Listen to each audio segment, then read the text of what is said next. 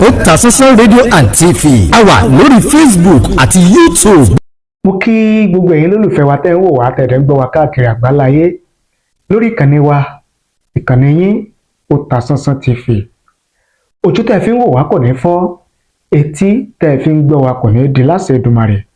Ìbànújẹ́ ó kéré ni ó tóbi ni kò ní jẹ́ pín wa o lágbára dẹ́dàá. Yorùbá wa ní ọwọ́ tó bá ṣẹ́gun sí ló yẹ kọ́jọ́ bẹ̀rẹ̀. Èmi àti yín àní ṣàṣedànù àní ṣàṣerí àní ṣàṣejẹ lágbára àdẹ́dàá. Mo fẹ́ mú àwọn ẹ̀sùn mẹ́rin tí ilé ẹjọ́ tí wọ́n kà sí Alhaji Oriyomi Hamzat àti olórí Naomi sílẹ̀kùnlá tó fi mọ́ olùkọ́ àgbà níléèwé Islamic High School tó wà lágbègbè Basọ̀run nílùú Ìbàdàn níbi tí ètò tó ti yíwọ́ yẹn níbi tó ti wáyé. Ẹ jẹ́ kí n ka ẹ̀sùn tí wọ́n fi kan àwọn mẹ́tẹ̀ẹ̀ta kó tó di wípé adájọ́ ní kí wọ́n máa lọ sí àhámọ́ ní ọgbà ẹ̀wọ̀n Lágòdì nílẹ̀ Ìbàdàn. Ẹ jẹ́ ká wo àwọn ẹ̀sùn tí wọ́n kà sí wọn lẹ́sẹ̀, ẹ̀sùn mẹ́rin ọ̀tọ̀ọ̀tọ̀. Ó lágbára o. Tí n bá ka àwọn ẹ̀sùn yẹn fún yín tán, màá wá ka èrò àti ìwòye àwọn èèyàn tí wọ́n fi ṣọwọ́ lórí àwọn ẹ̀sùn tí wọ́n kà sí àwọn mẹ́tẹ̀ẹ̀ta lẹ́sẹ̀. Màá wá mú wá fún yín gẹ́gẹ́ bí ó ṣe tẹ̀ wá lọ́wọ́. The Chief Magistrate Court, Oyo State, Nigeria, in the Ibadan Magisterial District, holding at Ibadan. Commissioner of Police, Oyo State, versus Naomi Silekanla Ogunwusi, female, age 31 years. 2. Alhaji Oriyomi Hamzat, male, age 51 years. Number 3. Fasasi Abdulahhi Babatunde, male, age 56 years. That you, Naomi Silekanla Ogunwusi, female, Alhaji Oriyomi Hamzat, male, Fasasi Abdulahhi Babatunde, male, and others now at large. On the 18th May of December 2024, between 5 a.m. and 8 a.m. at Islamic High School, Basọ̀run area, Ibadan, in the Ibadan Magisterial District, did conspire with one another to commit felony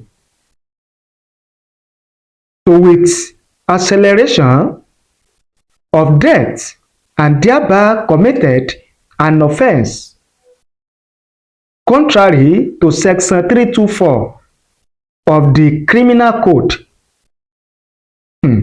Chapter 38, Volume 2, Laws of Oyo State of Nigeria, year 2000. Count 2. That you, Naomi Silekanla Ogunwusi, female, Alhaji Oriyomi Hamzat, male, Fasasi Abdulahhi Babatunde, male, and others now at large, on the same day, time, and place in the aforementioned magisterial did unlawfully accelerated the death of Musiliu Sofiat, male, 8 years, and 34 others between the age of 5 months to 13 years by inviting them for a children fund fair program but failed to provide adequate security, medical facility, to prevent stampede at the venue and thereby committed an offence contrary to section 311, 311 and punishable under section 319 of the Criminal Code, Volume 2, Laws of Oyo State of Nigeria, year 2000. Count 3. That you, Naomi Silekanla Ogunwusi, female, Alhaji Oriyomi Hamzat, male, Fasasi Abdulahhi Babatunde, male, and others now at large, on the 18th day of December 2024, between 5 a.m. and 8 a.m. at Islamic High School, Basorun area, Ibadan, in the Ibadan Magisterial District, did conspire with one another to commit an offence, to wit, negligent acts, causing harm, and thereby committed an offence contrary to section 517 of the Criminal Code, 38, volume 11, Laws of Oyo State of Nigeria, year 2000.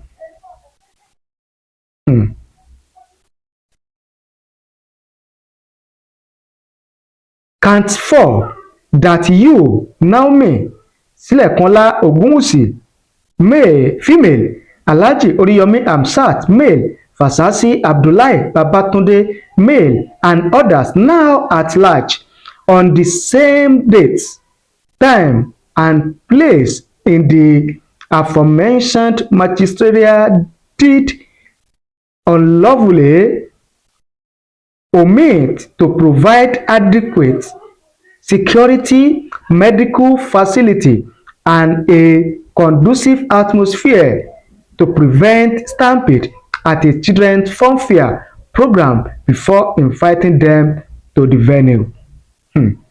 Gẹ́gẹ́ bí ẹ̀sùn mẹ́rẹ̀ẹ̀rin tí wọ́n fi kan àwọn mẹ́tẹ̀ẹ̀ta rèé: olórí Naomi Silekanla Ogunwusi, Alhaji Oriyomi Hamzat àti Babatunde Fasasi. Àtúpalẹ̀ ohun tí mo kà ní fèrèfètè yẹn, òun náà ni wípé wọ́n fẹ̀sùn pé wọn ò pèsè àwọn ètò tó yẹ bíi ètò ààbò àti ètò ìlera pàjáwìrì àti àwọn nǹkan míì tó lè dẹ́kun ìtẹnipa èyí tó wáyé yẹn. Wọ́n tún fi ẹ̀sùn pé wọ́n gbìmọ̀ pọ̀ láti sá kúrò níbi tí ètò yẹn ti wáyé nígbà tí tèrò pọ̀, tèrò ti yapa ju bọ́n ṣe lérò lọ. Wọ́n ní wọ́n gbìmọ̀ pọ̀ láti sá kúrò níbẹ̀. Àwọn ẹ̀sùn tí wọ́n fi kàn wọ́n nìyẹn, léyìí tí ó sì ti tako òfin tí ìjìyà sì wà fún lábẹ́ òfin nípínlẹ̀ Ọ̀yọ́. Àwọn èèyàn ti wá fi èrò àti ìwòye wọn hàn lórí àwọn ẹ̀sùn tí wọ́n kà sí àwọn mẹ́tẹ̀ẹ̀ta yìí, tí wọ́n kà sí wọn lọ́wọ́, tí wọ́n kà sí wọn lẹ́sẹ̀, tí wọ́n kà sí wọn lọ́rùn.